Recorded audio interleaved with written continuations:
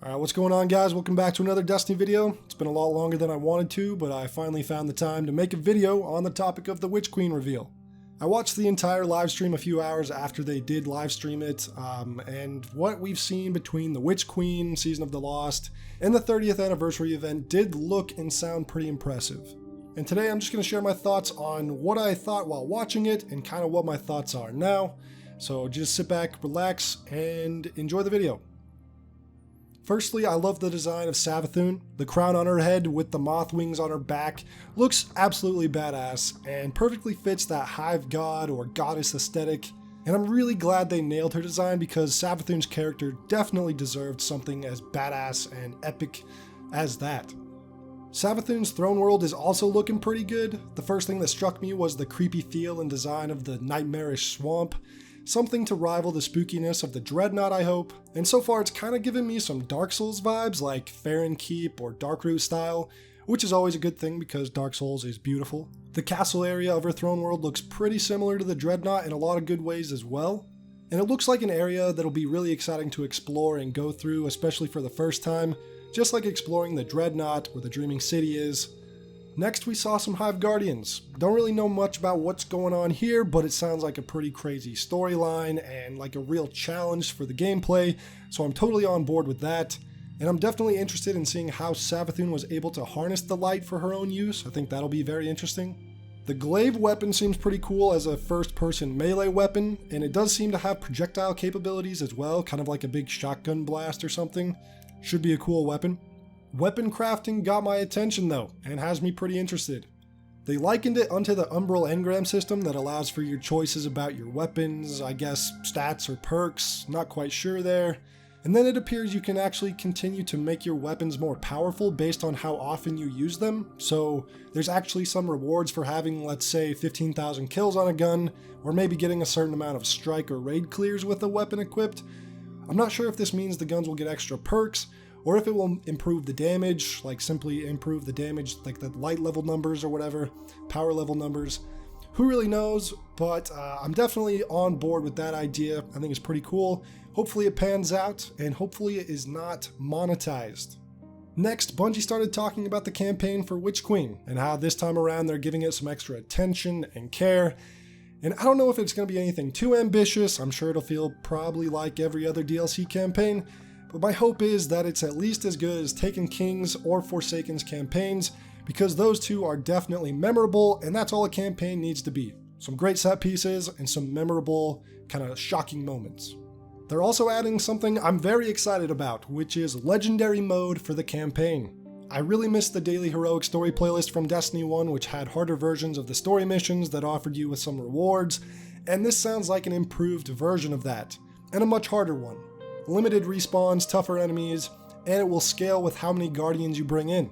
This sounds pretty good, and they said that the reward will be worth the challenge, and hopefully that's true because I'd hate for the reward to just be a random cosmetic item or something, but this sounds really good. They then talked a minute about their collector's edition, which doesn't really interest me to be honest, but hopefully those that are interested get some cool stuff. They said something about the items in the collector's edition pushing the narrative and maybe some puzzles to solve, so I guess that's pretty cool, but yeah, it didn't really pique my interest. Bungie also discussed their plans for what comes after Lightfall, and how what comes after Lightfall won't be the end of Destiny's storyline per se, but the end of the Light versus Dark saga as they're calling it. So I thought Lightfall might be a good ending expansion name for the end of the saga, but I guess they've got another one called The Final Shape that comes out a year after Lightfall. Not really a fan of the name of that one, but other than that I can't really say much other than I hope it has a good conclusion. I can't really even speculate what the final shape means, like maybe the final shape of humanity, of the Destiny universe, I don't really know. And then what comes after that if there's no longer a struggle between light and dark? Yeah, I don't know. So I guess we'll just find out when that happens. Next, they showed off the Season of the Lost, which is already out, so I won't say much other than it looks cool. Love to see Marasov return, and the storyline does actually look interesting, being a precursor to Witch Queen. My current plan is to hop on maybe a month before Witch Queen comes out. By then all the content will probably be out for the season, and that way I don't have to experience the 6-month drip feed. I'm still not sold entirely on seasons as a whole and how they treat and release content, But maybe you guys can convince me if this season is worth checking out right now. But my first impressions were not totally strong to hop on and try it right away. I did like the light subclass updates every 3 months. That's pretty cool. I like that idea. And Trials seems to be finally getting a proper update with matchmaking and changes to how we earn rewards. And I hope at the very least this will mean the player pool will be populated enough that going flawless or simply trying to enjoy the playlist will actually be possible now. I have my doubts for sure. Trials has been a mess so far, but I am interested in checking it out. We'll see how that pans out. The Bungie 30th anniversary event is definitely looking pretty slick, I'm not gonna lie guys. It definitely caught my interest. I think the content's looking pretty cool. The 6-player matchmade activity, a new dungeon set in the loot cave, the Thorn armor set, Ias Luna, 1000-yard stare, the Claymore sword, and Galahorn. Now this looks like a pretty fantastic way to celebrate some old content. This absolutely has me sold as long as the price is right. And that's my only concern because this is not included with the Witch Queen. It is a separate purchase. I think that the 6-player matchmade activity is free, but the rest you need to purchase. Hopefully you can purchase it standalone, not only included in a deluxe edition or something like that, and hopefully it's a good price. Next, they talk about the deluxe version of the Witch Queen, including 2 dungeons not going to be included with the base version of the Witch Queen. They also talked about how they're bringing an old Destiny 1 raid back into the game again, just like they did with Vault of Glass.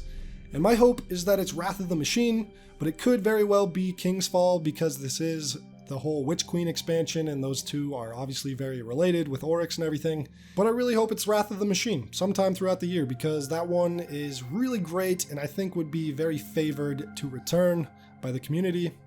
And then they have this plan that they will be releasing a new raid or dungeon piece of content every 3 months, and that's pretty great, and I'm very happy with that idea and could actually convince me to purchase the season again, as I haven't done that since Season of Arrivals. Even raid rotations are back from Destiny 1, at least some version of it, and that has raids and dungeons both in rotation, allowing specific rewards to be earned, and this is something that I have been requesting since Forsaken, and actually even Destiny 2, since it came out. So I'm glad to see that feature return from Destiny 1. Now, all of this is sounding really impressive, honestly, and I'm surprised it captured so much of my attention because after Shadowkeep kind of being disappointing, and Beyond Light being an absolute dud, in my eyes personally, that's just my opinion, I really did not like Beyond Light at all. I didn't think any new Destiny 2 content could ever interest me again, but the Witch Queen definitely has piqued my interest. Now that being said, I'm not 100% sold quite yet. There's some concerns I have that still keep me away from this game, many of which involve its very, very scummy monetization and how each and every aspect of the game is monetized so heavily. I don't have a problem paying for expansions or even seasons, but to add in Eververse, Transmog, Deluxe Editions, it all gets to be just a little bit too much. And with weapon crafting coming, hopefully that will not be destroyed by monetization. Please, please Bungie, don't do that. Now as it stands right now, Witch Queen Standard Edition is $40, which is good news because they should have never gotten away with selling Beyond Light for $50. But I imagine that this $40 edition does not come with the season that would launch with Witch Queen, so that's how they'll get you to spend $10 more. The Deluxe Edition is $80, which includes all of the seasons throughout the year, 2 more dungeons, and obviously some exotic ornaments and emblems and crap like that. It's a little bit high priced in my opinion. It's definitely more expensive than even Beyond Lights or Shadowkeep's and Forsaken's Deluxe Editions. Those were all $70 or less, I believe, for Shadowkeep. So this is the most expensive one yet. And the edition that I imagine most people will want is the Deluxe Plus 30th Anniversary Edition, which is a whopping $100. And yeah, the content between Witch Queen and the 30th Anniversary Pack does look pretty good, but $100 is pretty pricey for some DLC. I don't know, man, it just seems like Bungie increases their prices every year and adds more ways to make money, like Transmog for instance. And again, I think the content is looking good this time around, but these prices are just a little high. I know that not everyone really cares in the Destiny community about the price of this game, it seems. If there's anything I've realized about Destiny players since having my YouTube channel is that many of them don't care how much Bungie asks of them. They will pay pretty much whatever the cost. They will pay Bungie whatever they're asking. So maybe the concern with money isn't really an issue for you. I just think it's a little pricey. My next concern is in regards to the core activities, but not like a big concern as it usually is, because in a recent video posted by IGN, Joe Blackburn and Justin Truman answered some questions about the Witch Queen content, mainly things related to PvP, and thankfully Joe Blackburn acknowledged the lack of PvP maps and modes and how they are planning to work on maps and modes throughout the year of Witch Queen. And I guess it's a little bit reassuring to hear him say that, and I really hope that they aren't any empty promises. I mean, Bungie has been known to make a few of those in the past, especially in regards to PvP. Things like renewed focus on PvP and trials won't come out half-baked. Yeah, those are pretty, blatant lies that were pretty bad for the Destiny community. But again, I hope they actually do follow through this time on some new maps and new modes, because I miss when expansions would release with those things. And on the topic of core activities, hopefully we do get new strikes as well. This is a pretty crucial thing for me personally and needs to be talked about a bit more in the Destiny community, because Crucible and strikes are two of the most neglected aspects of Destiny 2, but are often the most relied on pieces of content. Every single season has us running core activities for one quest or another. Every single holiday event uses them in their quest lines, and they are the only truly daily replayable pieces of content. And to see them almost never receive any love from Bungie is pretty painful. I don't think that the core activities can be neglected this time around. I think it would be pretty bad to go into year 5 and still be playing some, Destiny 2 vanilla strikes. I think that would just feel terrible. It definitely felt terrible with Beyond Light to play Warmind strikes and even Forsaken strikes. So hopefully they can at least deliver 2 new strikes. That's all I'm asking for. I think 2 is fair. That's not a lot. Bungie has delivered more in the past with their expansions. So I think 2 new strikes and even 2 new PvP maps would be enough. But I don't know if that's realistic for them. They definitely don't really have any focus on core activities. Hopefully that changes. That's all I really ask of them these days, because it is pretty crucial for me to have the core everyday replayable activity actually have new content when an expansion comes out, or else it'll just feel bad, like it did last year. Now in general, as much as I think Witch Queen does look pretty good, you can't really be sure of anything when it comes to Bungie. They can really deliver some great stuff, or they can totally drop the ball. It's usually a complete gamble with these guys, but from the looks of things, I think I might try this one out. Witch Queen is looking pretty good. It's very intriguing story-wise and lore-wise and world, universe, Destiny universe-wise. So hopefully it delivers. But I want to hear your thoughts in the comments. Let me know what your thoughts and concerns are. Let me know what has you most excited. And again, let me know what you're thinking of Season of the Lost, and if I should even bother reinstalling Destiny 2 to try it out. And I'll see you all in the next one.